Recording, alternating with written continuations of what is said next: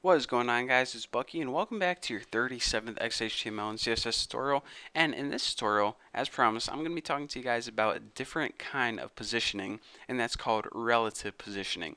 Now, relative positioning is kind of similar to absolute positioning, but it's also very different.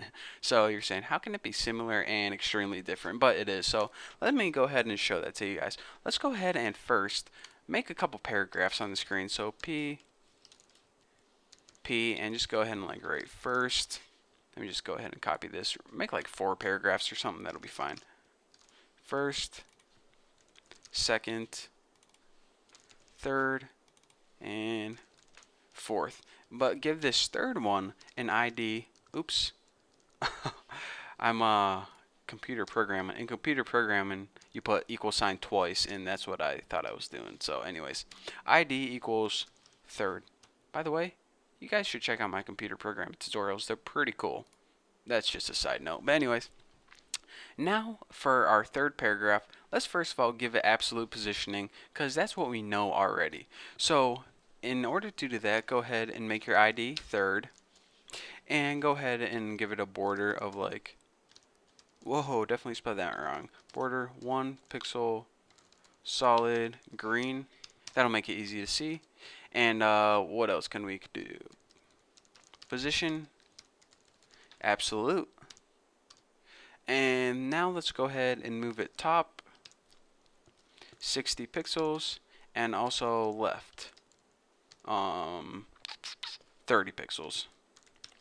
I don't like my top and left to be the same. So anyways, if we go ahead and save this, what we're going to see is this.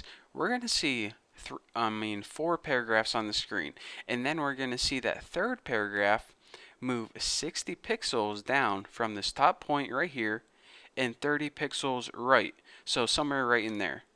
So check it out. We have the first, second, third, and this third box right here from the top left corner of your screen is moved down 60 pixels and right 30 pixels because that's what absolute positioning does. It takes this coordinate right here and it moves your box in relation to there. So let's go ahead and now, instead of absolute, type in relative and save this, and look how it changes. The box is now down more and over to the right the same. So you're saying, alright, what exactly is going on? Because this is kind of confusing. So instead of 60 pixels from the top, it's now a lot more. So why did this happen? Well, relative positioning is different than absolute positioning in the idea that instead of moving it absolutely from the top left point right here, it moves it in relation to where it would normally be. So instead of having the origin right here and moving 60 down 30 across, the origin is wherever it would be normally, which is somewhere right in here, and from that point it moves it 60 down and 30 across. So that's why it's actually more than 60 pixels down from the very top of your screen. Again, if I was to move this absolutely, it would be 60 pixels down from the top and 30 pixels over. But since I'm moving it relatively, it says, alright, you started out, well, let's go ahead and get rid of this, cut this. So you started out right here by default. So here is your starting point right here.